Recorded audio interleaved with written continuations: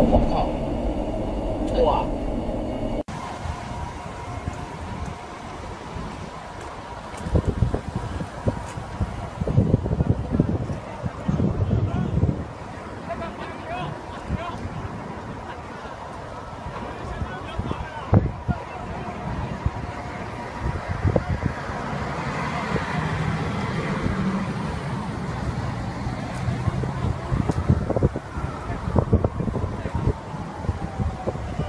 There's some breaking news we can bring you this time from Taiwan, and we're hearing that a passenger plane with 58 people on board has crashed. It's plunged into a river outside of the capital, Taipei. 10 people are known to have been rescued, but it's thought that dozens are trapped inside. As I said, 58 people on board that plane. It is a TransAsia ATR 72-600 turboprop plane.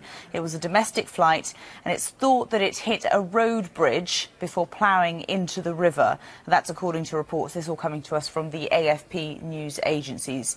Rescuers trying to reach, of course, the trapped passengers, and we will, of course, bring you the latest on that just as soon as we hear the latest on those people apparently still trapped inside that plane.